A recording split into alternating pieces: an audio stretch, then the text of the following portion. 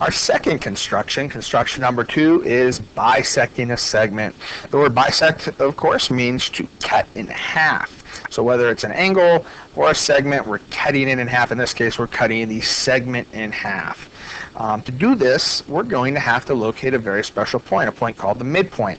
The definition of the midpoint that we recently defined was the point that divides a line segment into two congruent segments. And so we know that somewhere in this general region, somewhere in here, there lives a point that is going to be exactly halfway between the endpoints F and G.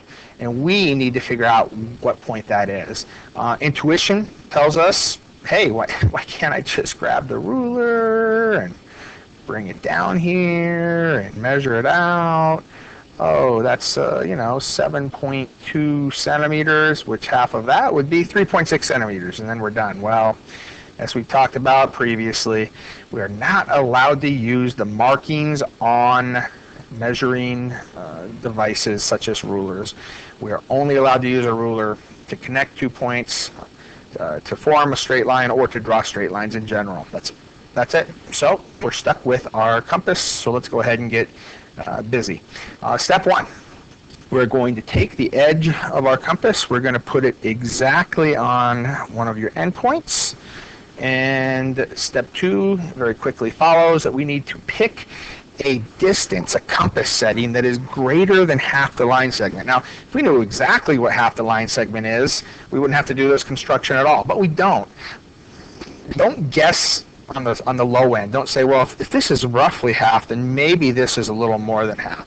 Because first of all, what if you're wrong? What if you're a little less than half? That's not going to work. And if you are really close to half, you're going to get a very inaccurate construction, something that's very hard to find your intersection points, which will make more sense in a couple minutes. So I don't think you have to go all the way out to the other endpoint, but if you go like 3/4 of the way, somewhere in this vicinity, it makes for a nice, clean construction, and it's very easy. So I'm going to pick that point. Now, if you read through this direction, it can be a little misleading. It says arc from above the segment to below, and so some people may think that an arc like that may get the job done, but as you're going to see here in just a minute, when we go to step 3, it's going to ask us to perform this exact same step except from the opposite endpoint. And if we have these short arcs, they are not going to intersect each other. So when it says arc from above the segment to below the segment, it really wants you to arc from above the segment way up here to below the segment way down here. Okay, so don't be shy about making a nice big long arc. And as I mentioned earlier, step 3 is going to want us to flip that compass bloop, around, go to the opposite endpoint, and repeat this exact same process. Arc from above the compass, or above the segment I should say, with the compass to below. So we'll go ahead and arc up, and you can see I create one intersection point right there, and then down, and I create that other intersection point right there, and that is what we were shooting for the entire time. It creates 2 points of intersection. It creates this nice point right here, and it creates this nice point right here. Now, why this construction does what it does is something that we haven't talked about enough to really get into a detailed explanation, but we will discover a postulate that basically tells us that any point that is exactly the same distance from both endpoints of a segment, and that's what these 2 points are, it creates, those points must live on something called the perpendicular bisector.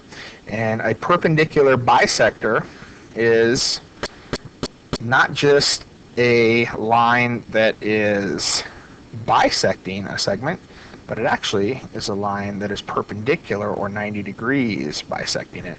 And we're not going to get into that right now. That's something that we can deal with at a later time, the perpendicular aspect of it, but it's a nice feature. But the more important part is, look, we just drew a line that we know has to be the perpendicular bisector, since these 2 points would both be on that.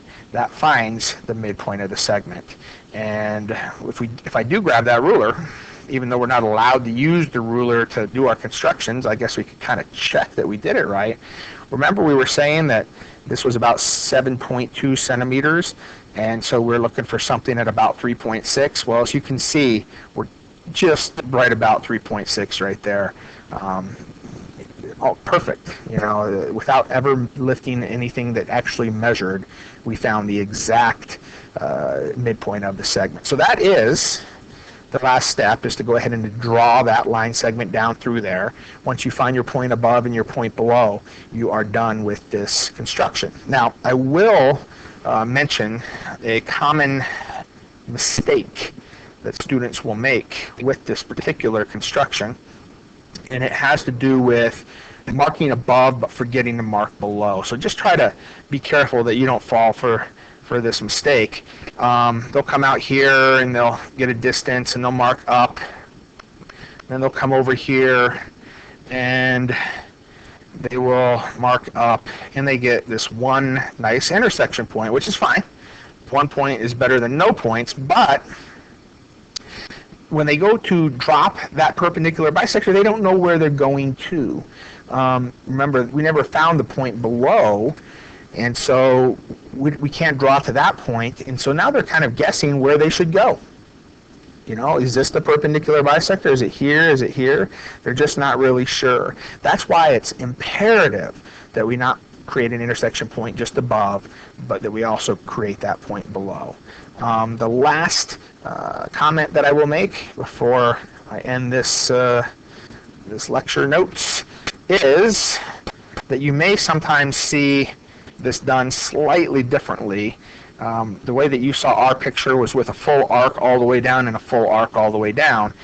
Sometimes people know they just need a partial arc up here to catch what they're looking for, and then they'll spin down here and just do a partial arc down here. We're just looking for intersection points, and we know those intersection points aren't going to occur at the line segment itself, and so they're just going to kind of do this and this. It looks a little bit different because you don't have the full arcs running all the way up and down, but it accomplishes the exact same goal, which is to find 2 points, and here they are, point 1 and point 2, for which I can connect, which will locate the midpoint. So either one is perfectly acceptable, 2 different ways that it will look, but you're really following the exact same 4 steps, and this was the construction of a perpendicular bisector, which allowed us to bisect the segment.